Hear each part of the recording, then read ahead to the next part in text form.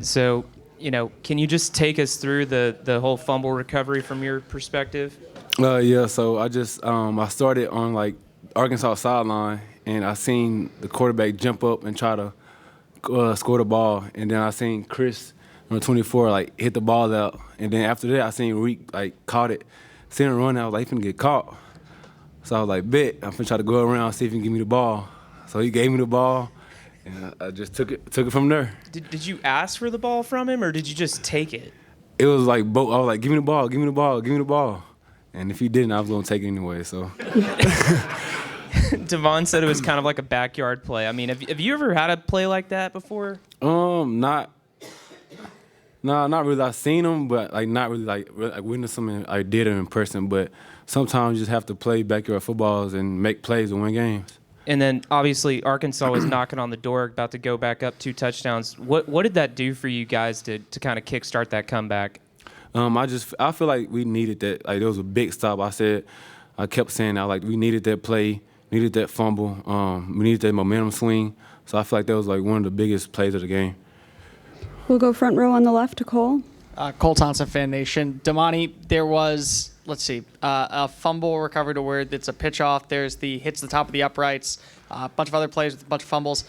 You ever played in a backyard football game like this before at the college level?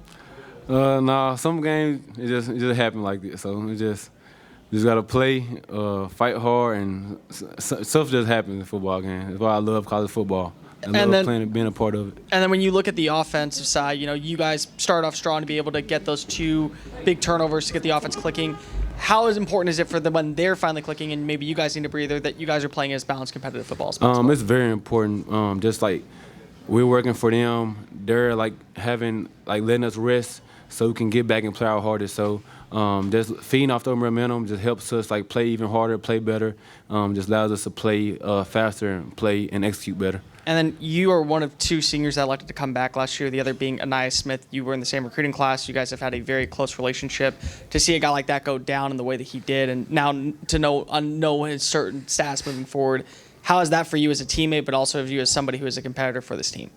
I feel for Anais. He's been working really hard. Leader of this team. He's going to keep leading though. But I have faith in my other like backups, and I just know they'll like do the job and get the job done.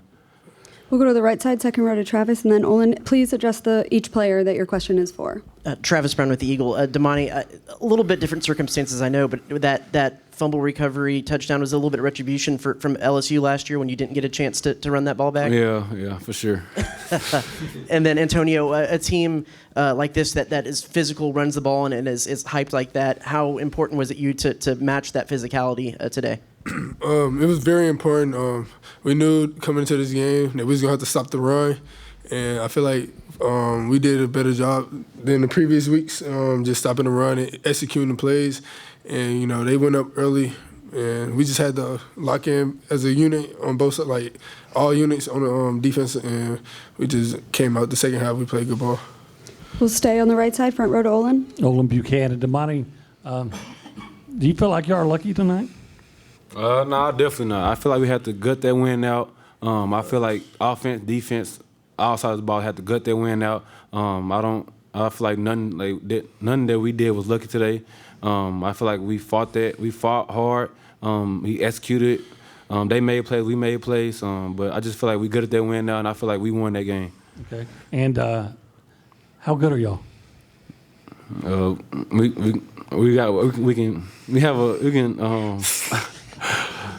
We was good. We have a ceiling. We haven't reached our ceiling, so we can be really good. We just have to keep going out there, keep working, keep practicing, getting better. But we have a lot of ways to go.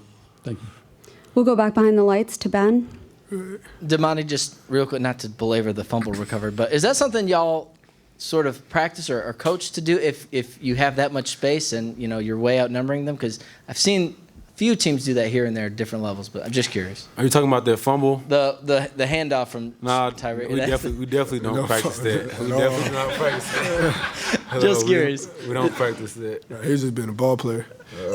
Antonio, could you just speak to what's the difficulty of, or just what's it like going through a game like that where it seems like the momentum swings are just so drastic where, you know, they're rolling on offense. Then y'all have a stretch where it feels like y'all can't do anything wrong, but then it could just switch so quickly back and forth. Just what's the mental, I guess, side of that like?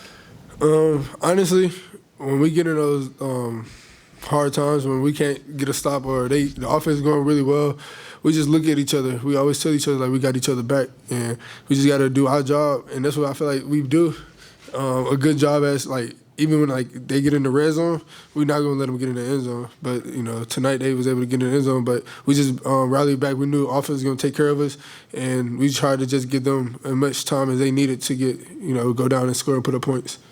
We'll stay behind the lights to Daryl and then Alex. Antonio, Daryl Bruffett with KBTX, and I'm going to ask Demani basically the same question afterwards, but what adjustments did you guys make after they went up 14-0 to kind of keep them in check so that the offense could get out there and do some things, and then, you know, your defense could return a fumble for a touchdown? But what adjustments did you guys make? Honestly, we didn't really make any adjustments. We just had to go back, and we had a lot of self-inflicted wounds, honestly. So I think the tempo got the best of us early, but once we was able to slow them down, get them behind the chains, and just get the game, like control the game, honestly, it was nothing they could do with it. But once they got going and the tempo picking up, that's where I feel like we had the most problem. Yeah, like what AJ said, we just had to execute better, play harder, and just be more physical. We didn't make like any like big adjustments. We just had to play harder, execute better, and stop having like afflicted wounds. We'll go to the right side to Alex and then wrap it up with Naomi. Hey, Antonio, you were on the field during the fumble. Can you just kind of give your perspective on that play? I didn't know what was going on. I went trying to make the tackle, and then I heard the crowd going crazy. So I knew it was either one or two things. Either they scored or something crazy happened. And I looked up. I seen Reek Chappelle running. I was like, oh, my God, we got the ball. And then I seen him get tackled. Well, he almost got tackled. Then out of nowhere, Demani took off running, and I was just like, this dude here is crazy. I'm like, bro, like, I love him. I'm like, he a ball player. Like, he just make plays. Like, I don't know. I don't think I would have thought about doing that. If you go watch, we were just laughing about it.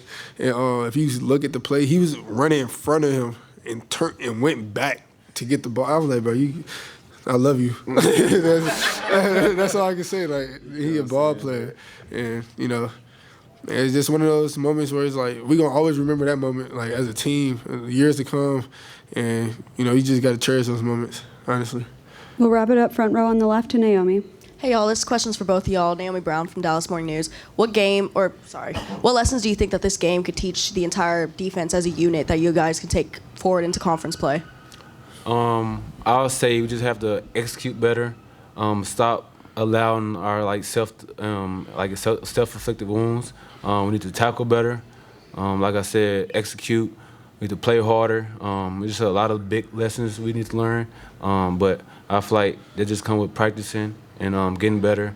But I just feel like we need to stop just allowing like the little stuff to hurt us, and just execute and tackle and just do all the little things better. Yeah, honestly, what he said, and we just can't come out slow. You know, last year we came out slow as well, but this year we was able to pull it off. Just as a unit, we know like we're gonna have to hold it down. You know, offense they gonna put up points, but you know, defense win championships. So as long as the other team don't score, we win.